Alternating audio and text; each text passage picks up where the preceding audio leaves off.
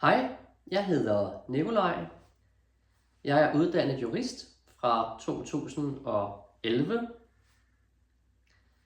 Siden jeg blev uddannet, har jeg arbejdet på forskellige kontorer inden for mange forskellige rigtig spændende lovområder. Det vil jeg gerne fortælle mere om i denne video. Jeg har arbejdet i Københavns Kommune i socialforvaltningen. Derinde der har jeg arbejdet i en HR-afdeling, hvor jeg har siddet med noget personale, jura, og har primært arbejdet med fortolkning af regler i overenskomster og regler i funktionærloven. Blandt andet fik jeg i denne her HR-afdeling til opgave at sikre, at medarbejdere i forvaltningen de bliver opsagt med det korrekte opsigelsesvarsel efter funktionærloven. Derudover så har jeg arbejdet i Forbrugerstyrelsen. Forbrugerstyrelsen tager sig af klager over erhvervsdrivende fra forbrugere, og det kan være mangler ved computere, eller ved biler, eller ved tv-skærme.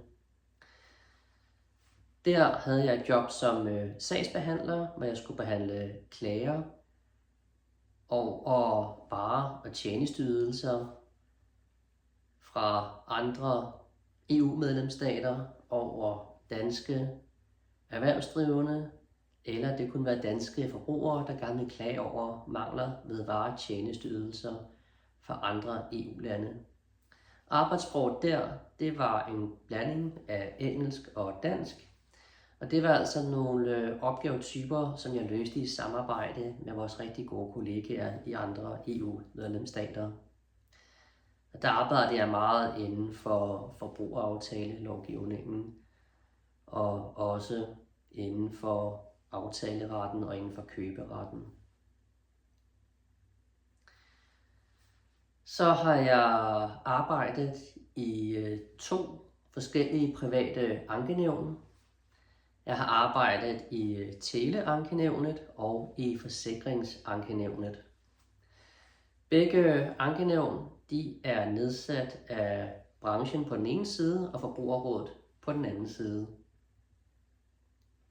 I Teleankenævnet der var min opgave at behandle klager fra forbrugere over teleselskaberne i Danmark. Det kunne være klager over manglende mobildækning eller klager over regninger for stort dataforbrug. Det kunne også være klager, der relaterede sig til uoverensstemmelser mellem en forbruger og et selskab omkring, hvad der rent faktisk var aftalt i forhold til en mobilaftale. Min opgave der, det var at læse klagerne igennem og så lave udkast til afgørelser. Og de her udkast skulle jeg så forelægge for et nævn, der bestod af en landsdommer, og så repræsentanter fra Forbrugerrådet og så også fra branchen. Herefter var det så nævnet, der traf afgørelse i sagen. Så vanligvis så ville nævnet følge de indstillinger, som jeg lavede. Så har jeg arbejdet i Forsikringsankenævnet. Det er et ankenævn, der tager sig af klager over afslag på erstatning. Det er sager, der handler om forbrugere, der får afslag på erstatning i forbindelse med skader på biler, eller afslag på erstatning i forbindelse med ulykker, eller afslag på erstatning i forbindelse med rejser. Ligesom Teleankenævnet skulle jeg også der læse klagesagerne igennem, lave udkast til afgørelser og forelægge for et nævn. Derudover skulle jeg også sidde ved telefonen og rådgive forbrugere, der måtte have spørgsmål inden for forsikringsjura. Dernæst så har jeg arbejdet i Ankestyrelsen. Ankestyrelsen er øverste klageinstans på velfærdsområdet. Inde i Ankestyrelsen der arbejdede jeg i beskæftigelsesafdelingen. Og i beskæftigelsesafdelingen, der skulle jeg behandle klager over kommunale afgørelser.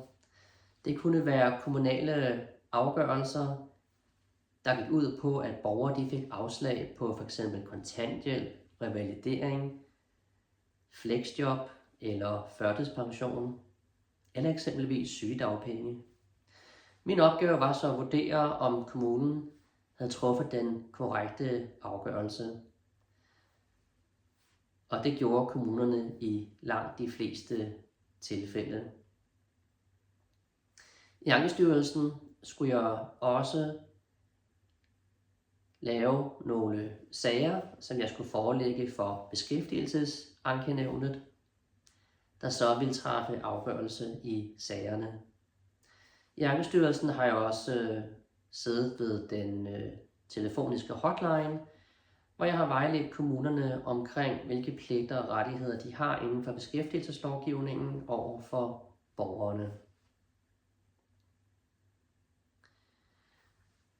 Jeg har også arbejdet i Københavns Kommune, og i Københavns Kommune der har jeg arbejdet med primært erstatningsret og forsikringsret, og også beskæftigelseslovgivning. Jeg har arbejdet primært med det, der hedder regres for sygedagpenge. Regres for sygedagpenge, det er erstatningsret. Det, som det går ud på, det er, at der er en lang række borgere, der er syge som følge af ulykker. Når borgerne sygemelder sig som følge af ulykker, så modtager de sygedagpenge, eller også modtager de løn fra arbejdsgiver, hvor arbejdsgiver så modtager sygedagpengerefusion fra kommunen. I mange af de her sager om ulykker, der er der en ansvarlig skadevolder. Og det er altså typisk en bil, der påkører en borger. Det vil sige, der er altså en bilist, der er ansvarlig for, at en borger er sygemeldt. Og i de situationer, der siger lovgivningen, at alle de sygedagpenge, som kommunen lægger ud, dem har kommunen ret til at få erstatning for fra den ansvarlige skadevolder, som så er bilisten og bilistens forsikringsselskab. Så min opgave, det var ligesom at kigge mange af de her sygedagpengesager igennem og se, okay, hvilke sager er der grundlag for erstatningskrav og regres for sygedagpenge. Løbende havde jeg ca. 200 sager, svarende til de 200 ulykker, der er hvert år i København. I Københavns Kommune skulle jeg også behandle klager over afgørelser fra jobcentrene. Det kunne jo være afslag på førtidspension. Det kunne også være, at nogle borgere gerne vil klage over sagsbehandlingen, eller klage over den måde, de er blevet modtaget på i kommunen. I Københavns Kommune har jeg også arbejdet rigtig meget med at skulle rådgive og vejlede mange af de dygtige centerchefer, der er, og mange af de dygtige afdelingsledere, der er. Så har jeg arbejdet i Fiskeriministeriet, nærmere bestemt Fiskeristyrelsen. I Fiskeristyrelsen har jeg arbejdet både med strafferet, med EU-ret, med selskabsret og også i høj grad forvaltningsret. Jeg har arbejdet efter nogle EU-forordninger, fordi at fiskeriområdet det er næsten totalt EU-harmoniseret. Det er et område med en lov, som er fiskeriloven, og så dertil hørende 150 bekendtgørelser. Det er et meget regeltungt område. I Fiskeristyrelsen der har jeg arbejdet med at give sanktioner til fiskere, der har overtrådt EU's regler om fiskeri. Derudover så har jeg også arbejdet en del med selskabsret, der handler om, at jeg skulle tage stilling til, om nogle selskaber de kan oprettes som erhvervsfiskeriselskaber. Det kræver, at jeg skulle gennemgå nogle vedtægter og ejerbog for det pågældende selskab, der har anmodet om at blive registreret som et erhvervsfiskeriselskab. Derudover så har jeg også arbejdet i cirka 10 år som frivillig medarbejder i Københavns retshjælp. Det er den største retshjælp i Danmark, der består af ca. 80 frivillige medarbejdere.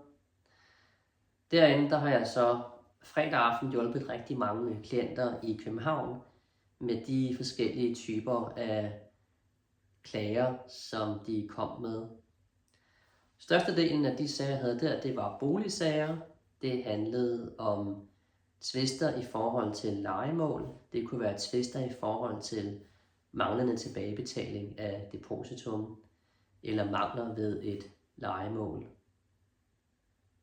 Det kunne også være situationer, hvor nogen de skulle skilles, har brug for noget vejledning og hjælp til det. Det kunne være sager, der handler om samvær, og nogen gerne vil søge om samvær med et barn. Og det kunne også være nogen, der skulle i fængsel, har brug for noget vejledning til, hvordan de står i forhold til deres boligsituation, mens de er inde og afsone deres dom. Super spændende og rigtig, rigtig lærerigt. Tak fordi at du så med.